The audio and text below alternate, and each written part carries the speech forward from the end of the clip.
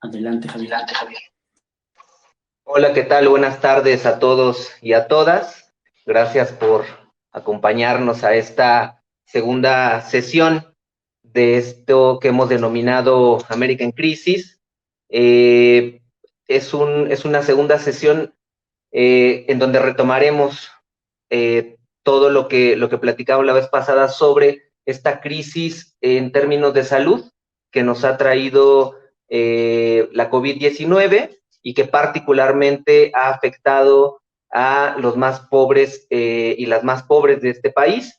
Y en ese sentido, consideramos importante hablar hoy, complementar lo que vimos ya la semana pasada y abordar en particular el tema de qué está pasando realmente con el sistema de salud, cómo es que llegamos a esta gran crisis en términos de salud y cuáles son esas perspectivas o formas de salir de la crisis.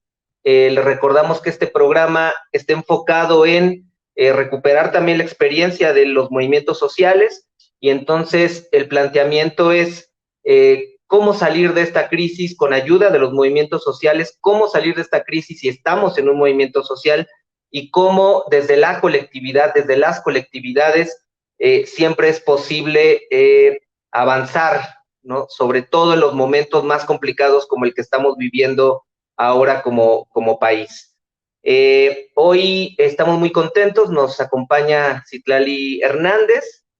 Ella ha sido activista en diversos procesos de movilización y organización social. Además es militante del comité, ha sido militante, perdón, del Comité Estudiantil Metropolitano, participó en la huelga de la UNAM del 99-2000, ha acompañado a diversos pueblos en temas de resistencia contra el despojo, en temas de defensa del territorio, y ahora es la coordinadora de esta área de defensa del territorio en servicios y asesoría para la paz. Muchas gracias, Citlali, por acompañarnos. Muchas gracias a ustedes por la invitación. Perdón, había que activar el micrófono. Todavía no le aprendemos a estas cosas. Y bueno, también está Ulises Hernández, un compañero que ha estado vinculado al movimiento de los trabajadores de la Universidad Autónoma Metropolitana, que ha militado en otros espacios siempre del lado de las y los trabajadores y que hoy nos expondrá también algunos temas referentes a cómo le están yendo a los médicos, las médicas, las enfermeras, los enfermeros y en general al personal de salud que se ha tenido que enfrentar a esta pandemia en las circunstancias y con las condiciones en las que ha tenido que trabajar, ¿no? Les voy a contar cómo va a estar un poco el programa. Voy a intentar dar un contexto más o menos de a qué nos referimos cuando hablamos de la crisis del sistema de salud. Después Ulises va a dar también, va a nutrir este contexto hablando justamente de la situación de las y los trabajadores de salud y a Citlali le pediremos que desde su experiencia trabajando con estos movimientos en defensa del territorio nos pueda también platicar sobre qué está pasando en este momento con las y los compañeros que siguen defendiendo su territorio contra el despojo, contra la contaminación y en general contra la muerte. Entonces, para arrancarme por ahí, quisiera un poco recordar lo que hablamos la semana pasada, cuando decíamos que nos encontramos en una encrucijada de crisis, es decir, que la crisis de la pandemia solamente nos vino a enseñar que antes de la pandemia ya estábamos en crisis y que esto se ha venido profundizando. Es decir, hay sectores de la población que la han pasado peor que otros, ¿no? Sabemos que en comunidades indígenas, en comunidades campesinas, la pandemia ha golpeado. Sabemos que en los más pobres de este país también la pandemia ha resultado en una especie de vector que ha profundizado ya las desigualdades que antes tenían. Pero la pregunta es, ¿cómo llegamos a esto? ¿No? Es decir, venimos de una crisis ya en el sistema de salud, es decir, esto que algunas teóricas y teóricos han mencionado sobre ya existía esta enfermedad en el sistema de salud, y quisiera nada más poner algunos datos para entender cómo es que México recibe la pandemia. El primer caso detectado en México fue en febrero del año pasado, y se detectó por un viajero que venía de un país en donde ya la pandemia había avanzado, ¿no? Y fue imposible darle seguimiento a este caso, ¿no? Primer punto, el sistema de salud no estaba preparado para enfrentar una pandemia como la que estamos enfrentando ahora, a pesar de que hace 10 años ya habíamos vivido una pandemia que se había originado en México. Tal pareciera que no aprendimos nada. Cuando decimos que no estaba preparado el sistema de salud, hablamos de las deficiencias hospitalarias, por ejemplo.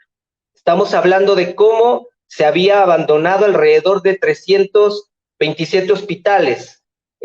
Habían prometido su construcción primero con el gobierno de Felipe Calderón, y luego con el gobierno de Enrique Peña Nieto, y ahora con el gobierno de Andrés Manuel López Obrador. Vemos que estos hospitales, al menos estos 327 hospitales, permanecían en un completo abandono. ¿Esto qué quiere decir? Que no había la infraestructura necesaria para que pudieran brindar atención, ya no digamos de segundo nivel o de tercer nivel. A veces no había ni siquiera atención, digamos, como la más básica, ¿no? Y sumado a esto, ya teníamos una deficiencia de equipo, es decir, esto que ahora decimos de no hay ventiladores, lo cierto es que no había ventiladores, no había desfibriladores, no había, incluso en algunos lugares, no había lo más elemental como quirófanos que pudieran estar preparados para atender emergencias. Esto nos llevó a pensar que realmente nos enfrentábamos también a un gran problema, como sucede en este país, a un gran problema de corrupción en los hospitales. Supimos en 2018 que el IMSS había estado comprando equipo con facturas falsas, y que entonces en realidad subían los precios, ¿no? Y que aparte que los equipos no llegaban o se iban turnando, ¿no? Ahí había un gran desfalco en las arcas del IMSS, ¿no? Es decir, en el principal promotor de la salud o quien debería estar cuidando la salud, había ya un problema de corrupción que se había profundizado en los últimos años. Además de esto, veníamos de una seria crisis en términos de medicamentos. ¿Se acuerdan que hace más o menos un año, año y medio, hubo una profunda crisis cuando nos dimos cuenta que no había medicamentos para personas con VIH? Es decir, que esos 700 millones que se tenían que invertir para comprar medicamentos no estaban llegando, pero que además tampoco sabíamos dónde estaban, ¿no? En ese sentido, todas estas, digamos, datos nos van dando cuenta del tipo de sistema de salud que teníamos hasta antes de la pandemia. Además, o sea, históricamente México ha sido uno de los países a nivel mundial que menos ha invertido en su sistema de salud. Siempre había habido recortes, y estos recortes evidentemente se iban impactando en cómo estaba formulado el propio sistema de salud.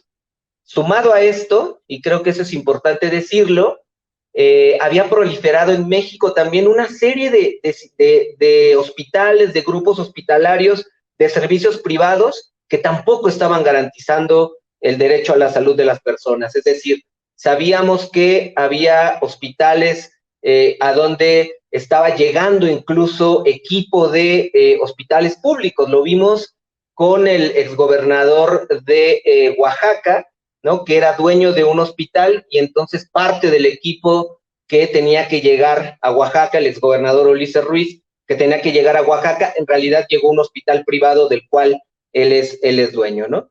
Pero además, y creo que esto es importante destacarlo, la estrategia de México siempre fue una estrategia de reacción en temas de salud. Es decir, diferente a otros sistemas de salud como el cubano, como el israelí y otros sistemas, no teníamos una cultura de la prevención, ¿no? Estos países, si ahora los vemos, les ha ido mucho mejor en la pandemia que a nosotros, ¿no? Israel tiene el 38% de sus ciudadanos vacunados y Cuba está desarrollando una vacuna, ¿no? Una vacuna que, por cierto, garantiza que sea universal.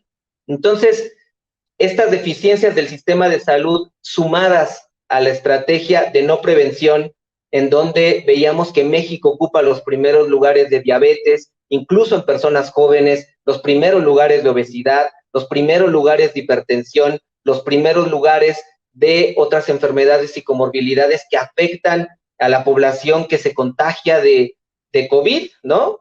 Nos metió en una crisis, ¿no? Si ya traíamos arrastrando esta crisis del sistema de salud, ahora lo que tenemos es todavía una crisis más compleja, ¿no? Además de eso, cuando vienen los primeros contagios, y hasta ahora hemos visto que la estrategia para enfrentar la pandemia ha sido una estrategia confusa, y sin meternos en tecnicismos, ¿no? Porque tampoco somos expertos en eso, pero al menos sabemos que es una estrategia confusa, que es una estrategia que aún incluso quienes la llevan a cabo no han sido capaces de reproducirla, ¿no? Esto nos ha llevado, por ejemplo, a que se tenga que contratar, ¿no? O pedir servicios especiales a los sistemas privados, ¿no? Porque además, algo que hemos visto también en los últimos meses es, y esto sí lo quiero recalcar, es que hay un gran porcentaje de personas que mueren, que están muriendo y que no están muriendo contagiados por COVID, pero que su muerte es responsabilidad de la mala prevención y que es responsabilidad de esta estrategia deficiente para atender la pandemia. Me explico. Hay personas que no están siendo atendidas para radioterapia, hay personas que no están siendo atendidas para tratamientos de diálisis o tratamientos de quimioterapias porque los hospitales están saturados, ¿no? Particularmente en las ciudades, eso ha venido sucediendo, ¿no? Personas que de pronto tienen un infarto en la calle y no los pueden ingresar a un hospital porque es un hospital COVID, y entonces lo que vemos es que también existe una sobremuerte en México que tiene que ver con los efectos de la pandemia y que en algún momento tendremos que sentarnos a analizarlo. Y finalmente decir que en medio de toda esta crisis tenemos el gran reto de desarrollar una estrategia de vacunación que pueda llegar a todos y a todas, insisto, en medio de una crisis que no hemos podido resolver, pero que además parece que cada día se va acrecentando más y más y más, porque si desde hace 10 años que tuvimos la pandemia en México, no aprendimos a controlar, digamos, estas necesidades básicas o a solventar estas necesidades básicas del sistema de salud, parece que estamos ahora peor que antes. Y ahí quisiera pasarle la palabra a Ulises, él, para que nos platique un poco, ya dio un poco el panorama en general de esta crisis en términos de infraestructura y demás, pero todavía hay una crisis más profunda en términos de los derechos laborales de las y los trabajadores de salud. Ulises. Bien, gracias. Bien, gracias. Buenas tardes. Buenas tardes nuevamente. Efectivamente, contextualizando del sistema de salud, estructura de los clínicas. Yo quisiera preguntarme un poco para explicar cuál fue el motivo de la creación de los institutos de la seguridad social, conoce como se entiende. Esto en el siglo XIX no existía.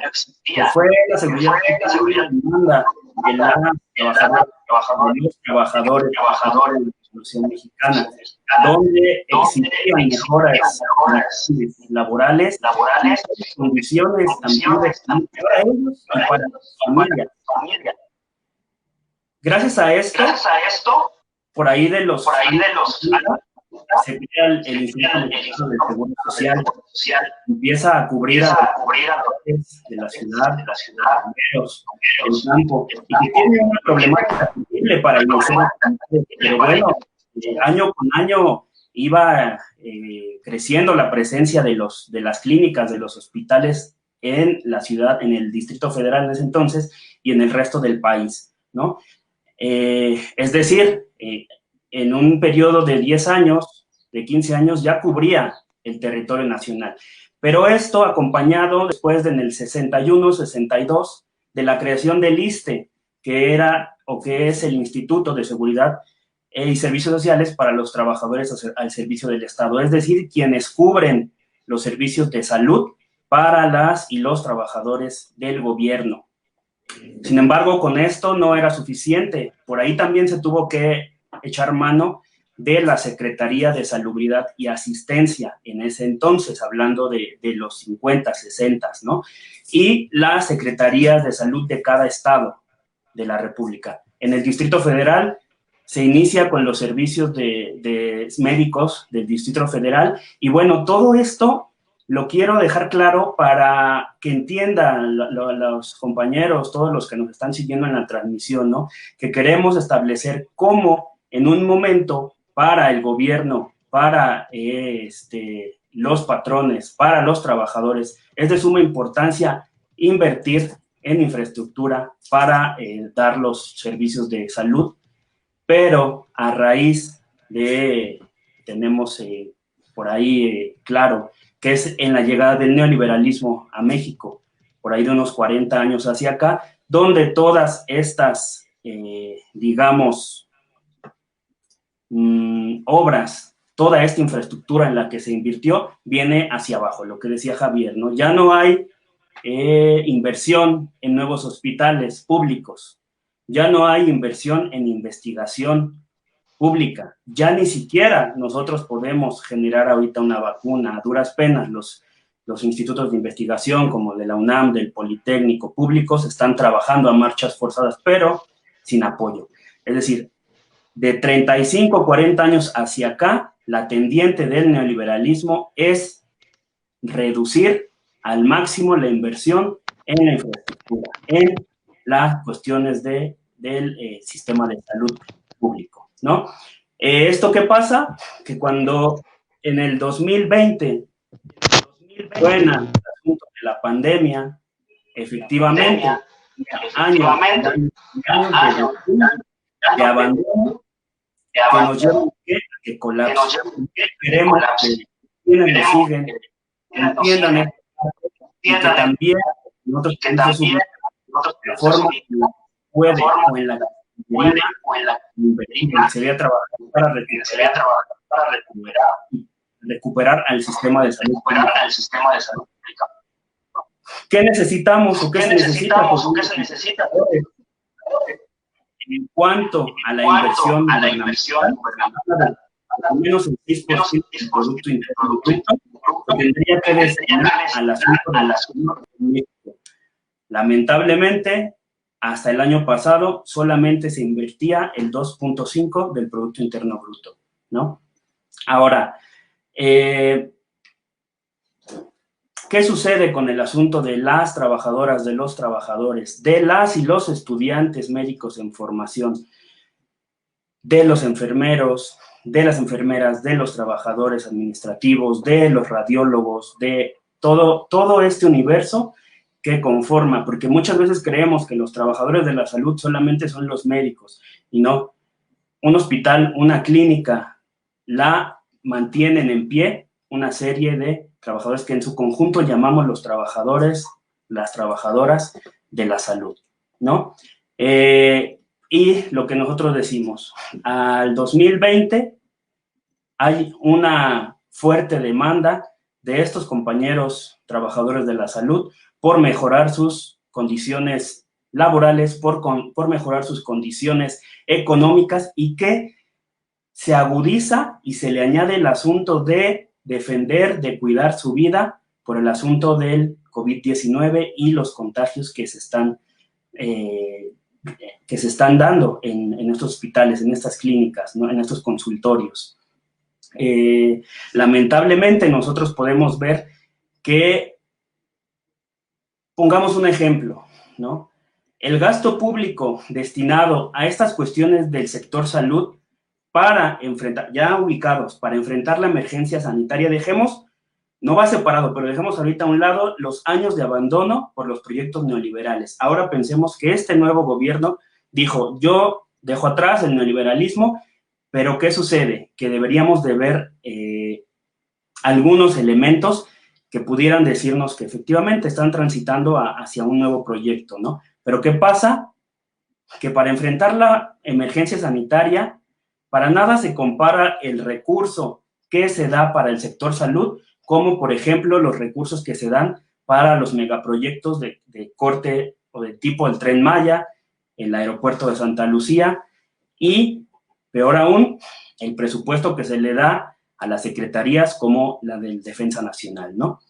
Ahí vemos que realmente no hay un elemento que nos permita ver que va a haber algunos cambios. Los trabajadores de la salud han salido a protestar en medio de la pandemia, han estado en primera línea de batalla, han estado atendiendo la emergencia sanitaria, pero también han tenido que salir a protestar por cuestiones básicas como la carencia de insumos mínimos, básicas que nosotros creeríamos, pero hablando en este asunto de que no estaban preparados, de que no estaba correctamente el sistema de salud pública, pues no hay insumos suficientes para los trabajadores de la salud. Y esto hablamos de caretas, cubrebocas, guantes, batas, lentes de protección. Y lo hemos visto a lo largo y ancho del país, como en algunos, lamentablemente solamente en algunas ciudades donde los medios de comunicación pueden cubrir esto, es donde se han visto las protestas. Pero déjenme decirles que a su forma y a sus alcances, por todo el país han alzado la voz para exigir el abastecimiento de los insumos mínimos necesarios para ejercer su trabajo con seguridad y con eficiencia, ¿no? ¿Qué pasa? Lo único que ha establecido o que ha conseguido el gobierno en este asunto, para este asunto del COVID, ha sido un bono COVID que es del 20% sobre el salario de los y las trabajadoras de la salud, pero que en muchos casos, y por lo que hemos podido constatar con gente que está ahí al pie del cañón en los hospitales y en las clínicas, es que no ha llegado. Es que lamentablemente existe todavía este asunto de la corrupción, del compadrazgo, del amiguismo, en que este bono que debería de llegar a quienes están atendiendo en primera, segunda línea, llega únicamente a algunos y llega también en una buena cantidad a gente que ni siquiera que están cuestiones como administrativas o de mando, de liderazgo, ¿no?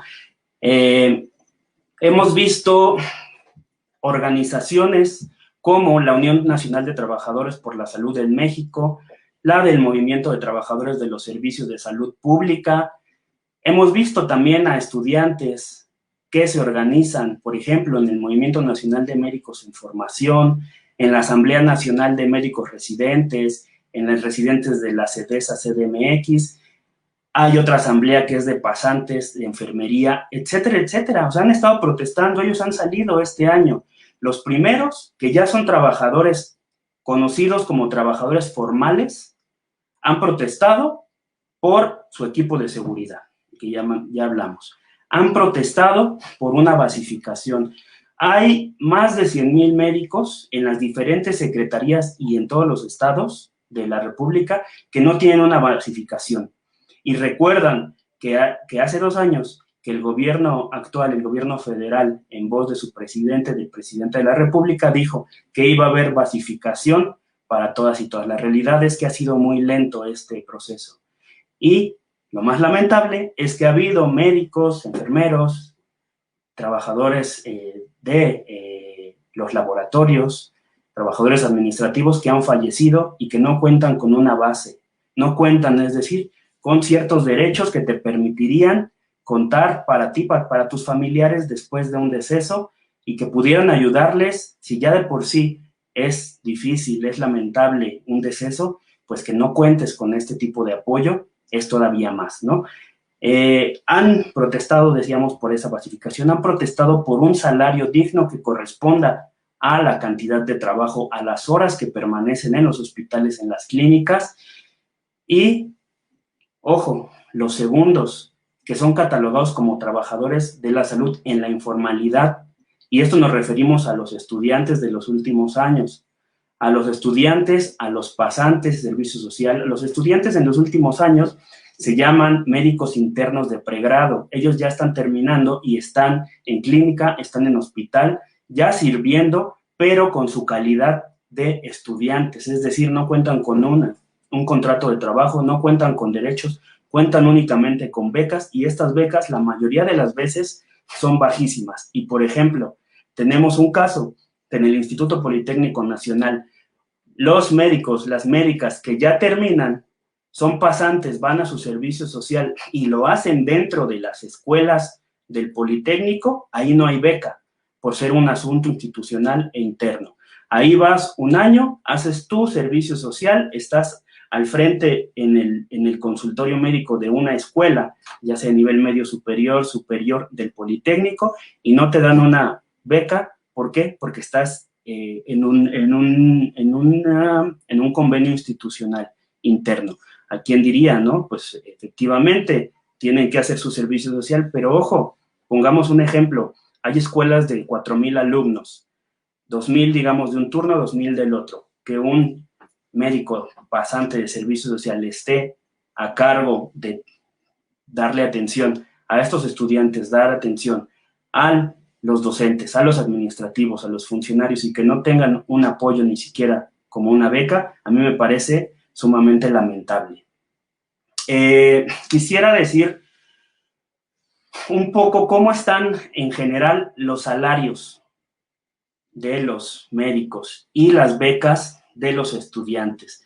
Por poner un ejemplo, el médico interno de pregrado, que les decía que se conocen como los MIPS, y que están ya en hospital, están en clínicas, pero siguen siendo estudiantes, en general, a lo mejor un poquito más, poquito menos, estarían mensualmente recibiendo entre 1,800 y 2,000 pesos, mensualmente. Ahora, un residente, ¿los residentes quiénes son? Son esos médicos que ya se titularon como médico general y que están haciendo una residencia, es decir, una especialidad en alguna área de la salud, de la medicina. El residente del primer año le dan una beca de un poquito más de 5,100, 5,200 pesos. Un residente en su tercer año recibe un poco más, entre 5,500 y 6,000 pesos. Ojo, volvemos a lo mismo, estos médicos internos de pregrado y estos residentes, estos de servicio social, son estudiantes todavía, no tienen un contrato laboral, no tienen un contrato de trabajo, y lo único que muchas veces las autoridades de salud, las autoridades gubernamentales dicen, tienen que agradecer porque se les da una beca para que continúen con su formación. Hoy vemos, por los hechos actuales, que no tienen nada que agradecer y tienen mucho por qué luchar, ¿no? Porque estar ahí, efectivamente se están formando, pero también están atendiendo a la población, están atendiendo esta pandemia, y no debería dejárseles a su suerte el tener que hacerle frente a esta pandemia mundial, ¿no? Los salarios de los médicos de base, por ahí también en lo general no están muy bien, que digamos. Un médico general de base puede ganar a partir de 7,000, 8,000 pesos, y esto puede ir subiendo dependiendo la institución o la secretaría en la que trabaje. Un médico especialista está por arriba de los 10,000 pesos. Quiero comentarles que estos datos, la fuente es el Instituto Mexicano del Seguro Social, y es parte, lo que estoy yo comentando es parte de una investigación que estoy todavía realizando, que de inicio se llama Las y los trabajadores de la salud en México frente a esta pandemia por COVID-19. información que he obtenido del INEGI, del IMSS, del Observatorio de Educación Médica y Derechos Humanos, que es de la Universidad Veracruzana, y también con información del Centro de Análisis Multidisciplinario, el CAM, de la UNAM. Para ir finalizando, yo quisiera también comentarles, ¿no? Se ha hablado mucho de la situación desfavorable en la que están el personal de salud. Y en cuanto a los datos, un dato triste, lamentable, pero muy cierto. Hasta enero del 2021, con información oficial del gobierno federal, se habían registrado más de 200,000 contagios en trabajadores de la salud. Y de estos 200,000, hay más de 2,700 defunciones. Y entre estas defunciones hay defunciones de médicos residentes, médicos internos, que no es que sea menos una muerte de cualquier ser humano, ¿no? Pero ellos no tienen derechos y ellos son enviados a los hospitales siendo o teniendo la calidad de estudiantes de formación. Yo creo que una de las demandas tendría que ser revisar no el asunto de que les den una beca más alta, sino de revisar la forma en la que están siendo no contratados, porque esa es otra cosa legal que no quieren hablar de una contratación, sino un acuerdo o lo que se pueda señalar ahí en cuanto al gobierno y estos estudiantes, ¿no? ¿Para qué? Para que puedan tener unas condiciones más seguras, unas condiciones favorables de trabajo, de vida para ellos, porque también hay que decirlos, muchos que se están especializando ya son la cabeza de una familia y bueno, toda la problemática que existe en caso de que haya decesos. Hemos escuchado en los últimos días noticias, por ejemplo, una médico que estaba en Chiapas, en un municipio, y que lamentablemente sufrió un ataque sexual por, al parecer, gente del mismo hospital, y que ella lo denunció ante la directora del hospital y ante su institución, y dijeron, no podemos hacer nada, lo único que te ofrecemos ahorita son días de vacaciones para que te relajes, para que te desestreses. Digan, o ¿creen ustedes que esto sea justo? Claro que no, pero bueno, como les comentaba, se han estado organizando en estas asambleas nacionales de médicos, en estas confederaciones de trabajadores de la salud, y aquí lo que debería de surgir es un movimiento unificado que pudiera realmente establecer nuevas condiciones con el gobierno federal, que lo ha dicho incansablemente, ¿no? Que se diferencian de sus antecesores.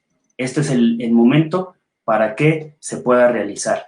Hay una declaración de Andrés Manuel, ya como presidente, donde dice que esta pandemia le cayó a su gobierno como anillo al dedo.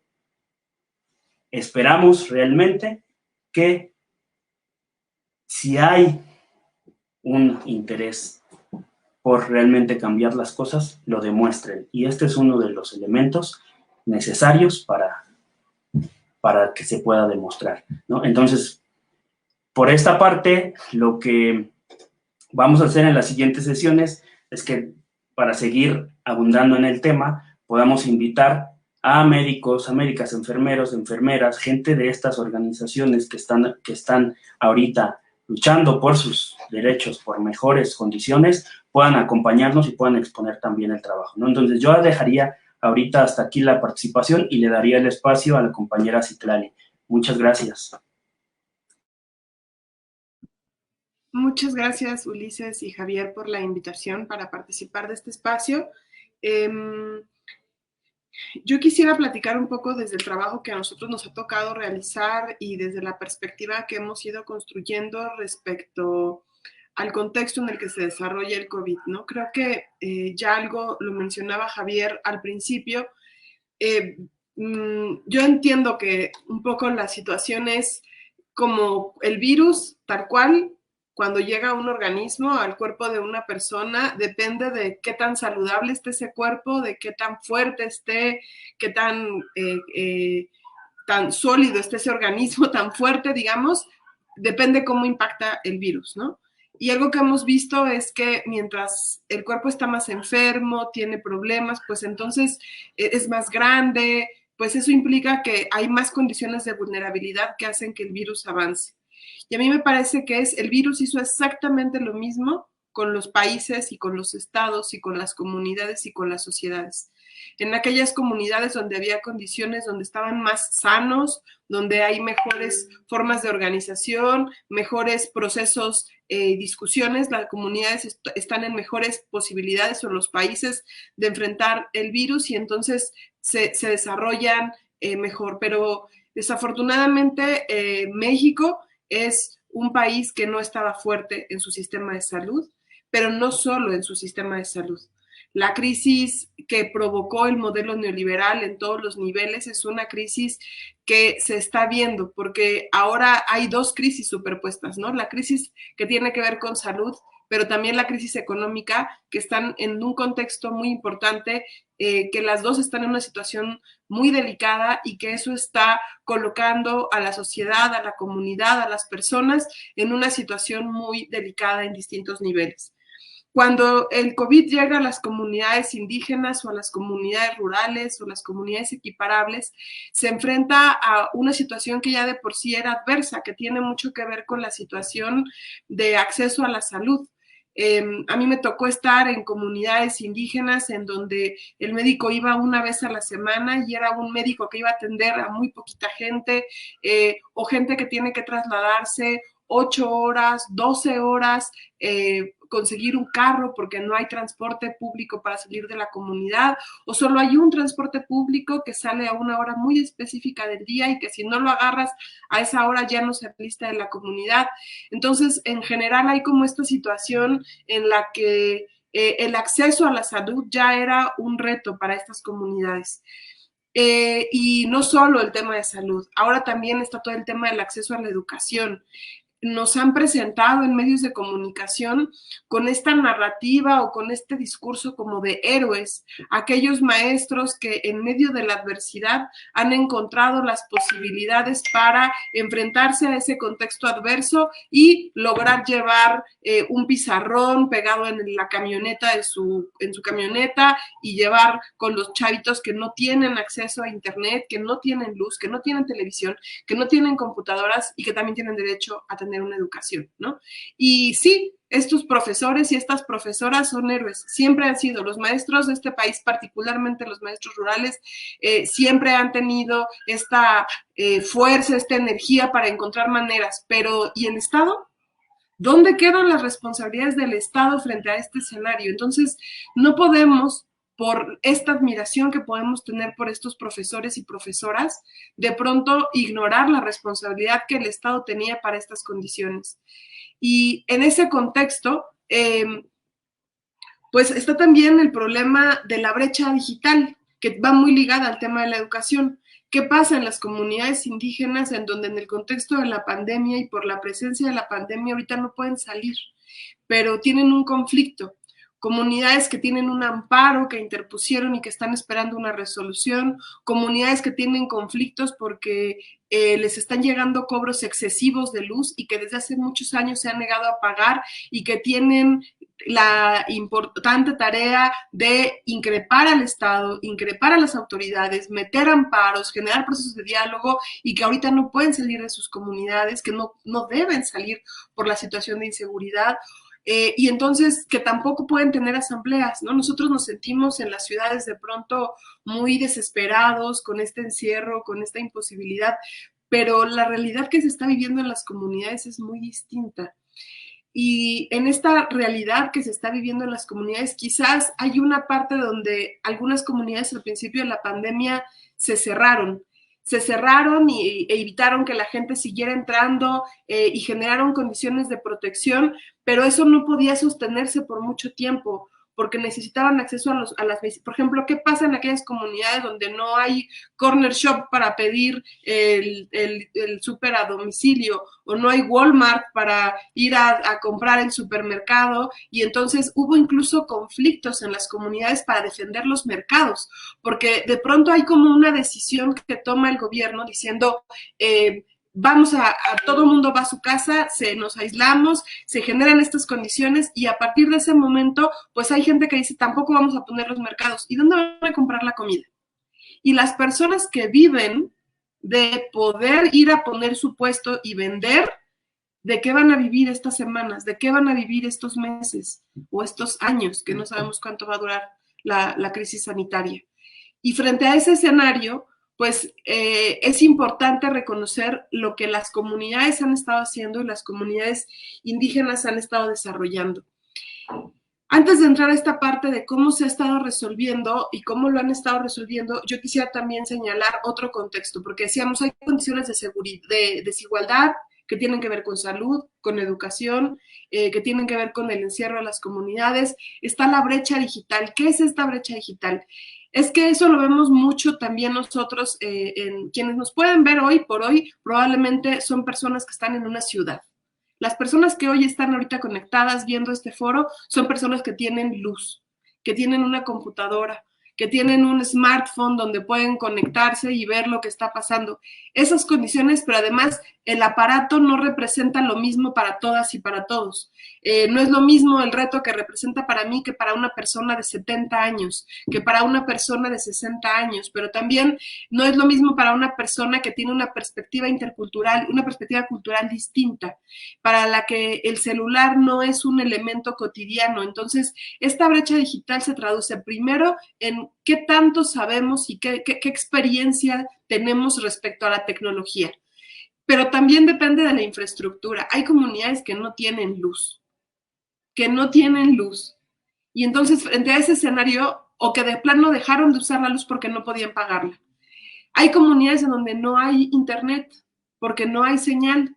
Yo llevo nada más para compartir una semana intentando comunicarme con una comunidad para darle una información, y llamo día, en la tarde y en la noche, esperando que el compañero que vive en esa comunidad se traslade a otra comunidad en donde sí haya señal de internet, señal de teléfono, y pueda entrarle mi mensaje y se comunique conmigo. Esa es la forma como nos hemos tenido que comunicar. Y esa situación es muy complicada. Ya esta brecha digital tiene que ver también con una discusión sobre derechos digitales y el derecho que tienen las personas de acceder a internet, a la información, a la luz, a la tecnología necesaria para ser parte de esta dinámica. Y otro problema que está muy presente, y no es ni menos importante, al contrario, probablemente es mucho más importante, tiene que ver con la grave crisis de seguridad que se está viviendo en este país. El crimen organizado y los grupos delincuenciales han avanzado muchísimo en el control del territorio, y a este contexto de crisis hay que agregarle la situación de violencia que se está viviendo. Hemos estado viendo imágenes muy fuertes de balaceras, de confrontaciones, de homicidios que han estado ocurriendo, amenazas, y eso en el contexto de las comunidades también las coloca en una condición de vulnerabilidad muy fuerte. Incluso en medio de la pandemia, desafortunadamente, han habido compañeros, especialmente compañeros, que han perdido la vida, que han sido asesinados como resultado de sus luchas y de su defensa del territorio. Y esta condición tan difícil de seguridad que se está viviendo en las comunidades se va compaginando con otras capas de la situación, ¿no? Y esta otra capa tiene que ver con la capa de la conflictividad que se va generando. Para los pueblos indígenas, todo es una lucha, todo es una batalla, y son batallas que se dan de procesos colectivos. Hoy por hoy es un derecho de los pueblos indígenas ejercer su libre determinación y su autonomía, decidir de manera autonómica cómo quieren organizarse, y es un derecho ganado, pero el Estado mexicano, la infraestructura, no reconoce ese derecho a la libre determinación. Un ejemplo de este problema tiene que ver también con el problema de salud, y para eso quiero poner un ejemplo. Apenas hace unos días en el portal de Aristegui, ahí fue donde yo lo vi, nos compartían una nota sobre uno de los estudios que están haciendo en el Instituto de Nutrición para ver tratamientos experimentales, ¿no? Sobre tratamiento de COVID. Y en este proceso que están haciendo de investigación, están viendo, por ejemplo, que el té de ajenjo dulce puede tener una actividad antiviral. El té de ajenjo dulce como un proyecto de investigación, y viene de Alemania. Es un proyecto donde los alemanes empezaron a discutir, a investigar, y entonces ahorita están en Instituto de Nutrición, e incluso Aristegui sugería que a lo mejor ese fue uno de los tratamientos alternativos, experimentales, que le ofrecieron al presidente en estos días y que tuvo buenos resultados. ¿Y qué pasa con todas las mujeres? Porque en muchos casos la mayoría son mujeres las que se dedican a este trabajo de estudios milenarios, centenarios, de conocimiento sobre plantas medicinales que viven en las comunidades. ¿Dónde ha estado el diálogo intercultural de parte del gobierno y las instancias de salud con esas comunidades que saben utilizar plantas medicinales? Pero no solo eso. Eso es como un extremo, donde a lo mejor algunos podrían decir es que yo no creo en las plantas medicinales, como si fuera un tema de fe. Y en realidad el tema es cómo generar diálogos interculturales. Hay una forma de cómo se ejerce el gobierno en este país, que es una forma de arriba para abajo. Hay un grupo chiquitito, que son los que están en el Consejo de Salubridad, que son los que saben qué se tiene que hacer en la pandemia, son los únicos con voz autorizada para decir qué es lo verdadero sobre la pandemia, cuál es la verdad científica, y esta decisión que toma este grupo se baja mediante actores operativos y nos llega a todas y a todos nosotros. Es una relación vertical. Es una relación que no permite un diálogo intercultural, un diálogo intergeneracional. Y en esa misma limitación está el tema de la autonomía de los pueblos y las comunidades. Cuando una autoridad sanitaria llega a una comunidad indígena y les dice que no pueden poner el mercado, ¿qué pasa con la decisión de la comunidad indígena que ha decidido que va a instalar su mercado? Esa decisión, jurídicamente, de acuerdo a los derechos humanos de los pueblos indígenas, a los derechos colectivos, tiene el mismo valor que la del presidente municipal. Pero ¿qué pasa? Que no hay un reconocimiento de ese derecho a la libre determinación. Y esa falta de reconocimiento a la decisión hace que se imponga, y eso genera un conflicto. Y esos conflictos los hemos estado viendo de manera muy importante en distintos niveles, por un mercado o por cosas mucho más grandes como proyectos carreteros, proyectos mineros, proyectos de presas, y también ante la decisión misma de las comunidades de decidir sus autoridades por sus sistemas normativos o por usos y costumbres. Todo eso ha generado tensiones, todo eso ha generado un ambiente de conflictividad que en el contexto de la pandemia se acrecenta, porque hay comunidades en las que han logrado sortear la pandemia de tal forma que todavía se mantiene cierta vida comunitaria. La gente sigue yendo a visitar las casas, la vida fluye con cierta normalidad, de aquella vieja normalidad a la que nos hemos referido. Pero hay comunidades en las que no, y entonces cuando se tiene que tener una asamblea para decidir una nueva autoridad, apenas estamos en un proceso donde cómo van a decidir sus nuevas autoridades si tienen que ser por asambleas, y eso contradice las medidas sanitarias. ¿Cuáles son las respuestas que se van a dar frente a este procedimiento? El INPI hizo un protocolo donde establecen lineamientos generales para las políticas de gobierno que se tienen que utilizar. Desde el trabajo que nosotros hemos hecho, pensamos que ese es un documento muy importante, pero que del dicho al hecho hay mucho trecho, y que en ese proceso hay una dinámica en la que lo que diga el papel, hasta que llega a la comunidad, a la autoridad local que tiene que interpretarlo, se vuelve muy complicado. Entonces, este ambiente de la pandemia para las comunidades se ha traducido en procesos muy fuertes de criminalización, porque hay un nivel de criminalización, de estigmatización, de señalamiento a las formas como las comunidades, como esta idea de que son retrasadas, de este discurso racista que dice que las comunidades están retrasadas y bueno, todo este contexto que de alguna forma va complicando un entendimiento de las distintas perspectivas culturales que conviven en este país, ¿no? No existe una verdad universal, no es el Consejo de Salubridad el único que tiene la verdad. Hay una serie de saberes ancestrales que permanecen en las comunidades que nos pueden ayudar a reflexionar cómo enfrentar esta crisis, que tienen que ver no solo a cómo enfrentar esta crisis desde decisiones meramente administrativas, sino también que tienen que ver con cosmovisiones, con la idea de lo colectivo. A mí me parece, y con eso quisiera terminar, que hay un contexto en el que la pandemia nos ha llevado a nuestras casas. Y el propio encierro en nuestras casas en las ciudades nos ha llevado a un nivel de hiperindividualidad y de hiperindividualismo que se ha hecho presente en muchas formas en el contexto de la pandemia.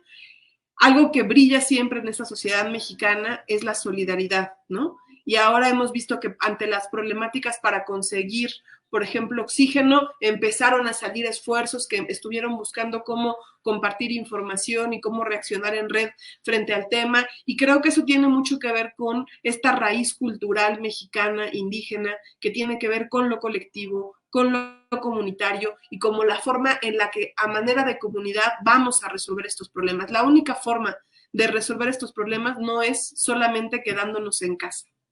Esa es una medida que obedece a un problema y que yo no estoy diciendo que no lo hagamos. Ojo, hay que quedarnos en casa los que podamos hacerlo.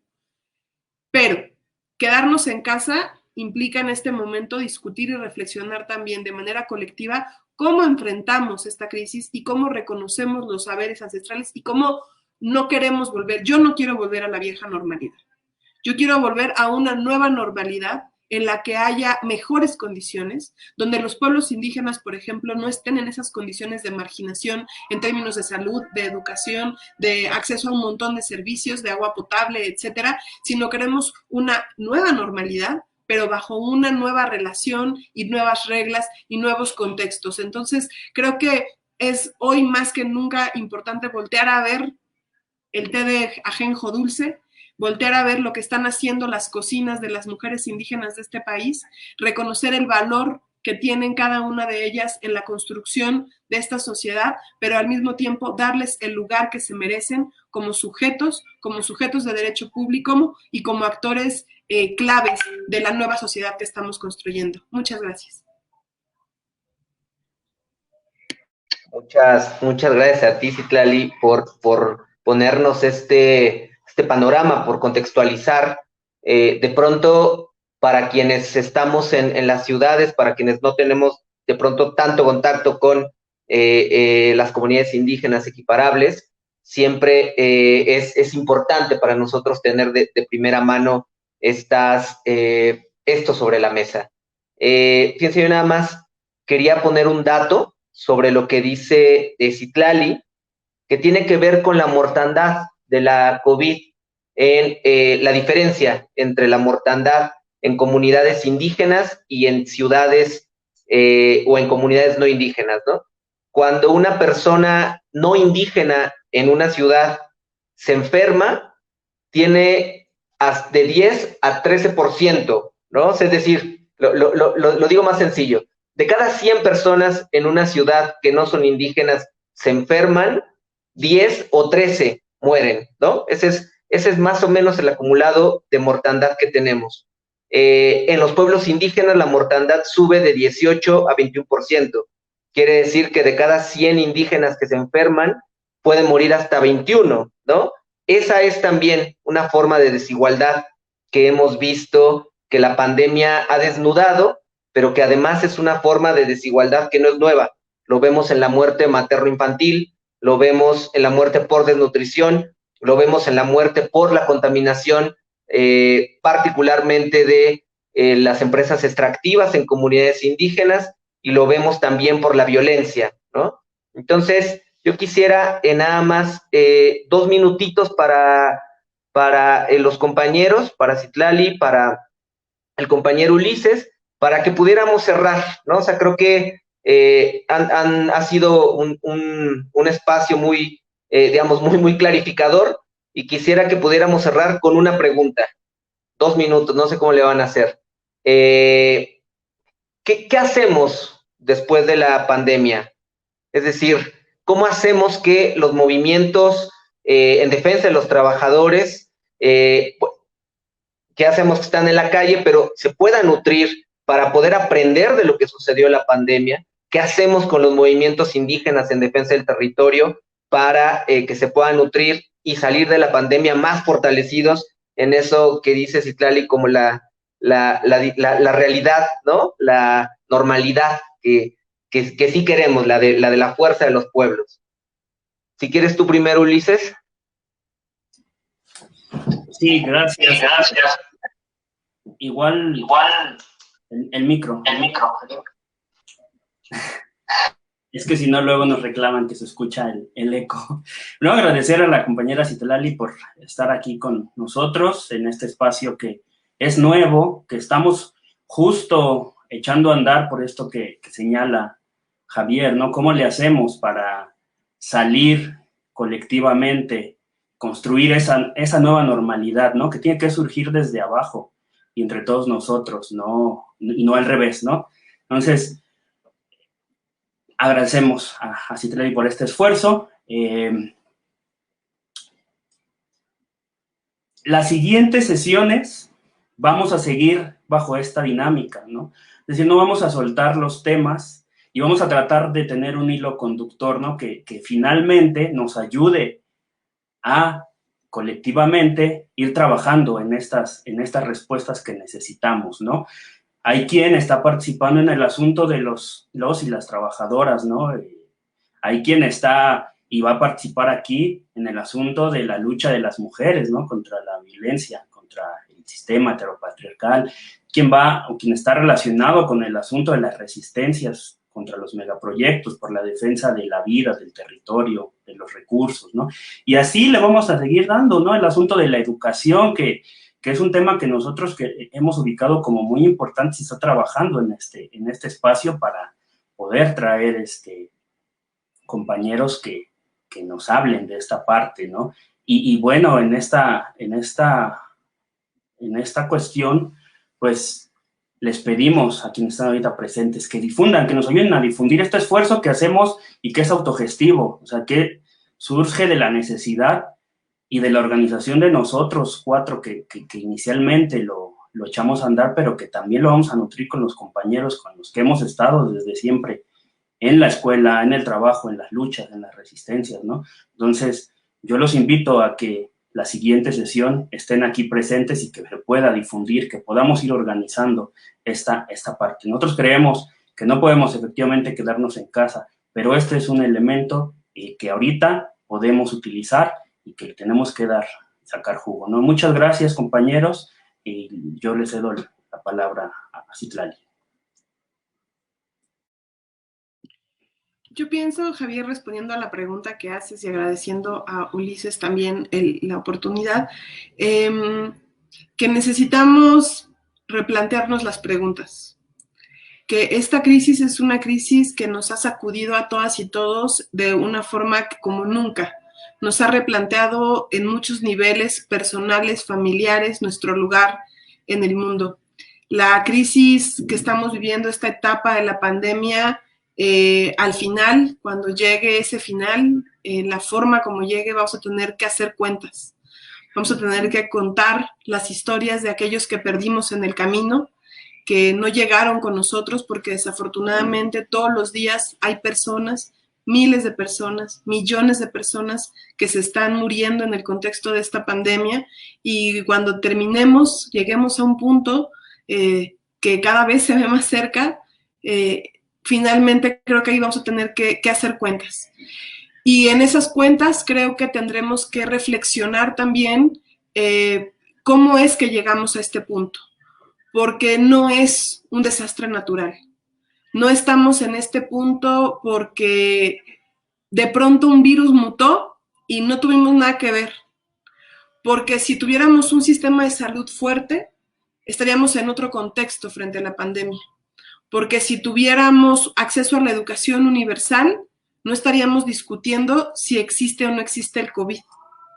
Porque si tuviéramos acceso a la vivienda, no tendríamos miles de personas viviendo en las calles que no tienen un lugar, que se tienen que, si tuviéramos un impuesto y una distribución de la riqueza justa, no habría los grandes ricos de Amazon y de las grandes corporaciones haciéndose ricos a costa de la miseria humana que hoy estamos viviendo con el COVID-19. Entonces, creo que lo que nos queda es preguntarnos muchas cosas y sobre esas preguntas y ir encontrando y reencontrándonos a las nuevas personas, porque después de esta pandemia nosotros mismos ya no vamos a ser los mismos, no vamos a ser las mismas, y reencontrando esa posibilidad, creo que necesitamos pensar cómo podemos volver a soñar el México que queremos. Y cómo soñar el México que queremos implica reconocer nuestros errores, que no es fácil, es muy duro, es muy doloroso, pero creo que necesitamos hacerlo para desde ahí poder imaginar esa nueva normalidad que queremos y que finalmente nos va a representar muchos retos, pero yo estoy convencida de que hay un montón de elementos y de experiencias y de referentes políticos y morales como las comunidades indígenas, como esa Marichuy que está detrás de Ulises, el Consejo Indígena de Gobierno, y esos actores que nos iluminan el camino en medio de este escenario tan adverso que tenemos, ¿no? Entonces creo que es una oportunidad para nosotros y que en esa oportunidad pues se tendrá que ver de alguna forma cómo nos organizamos y cómo nos repensamos, ¿no?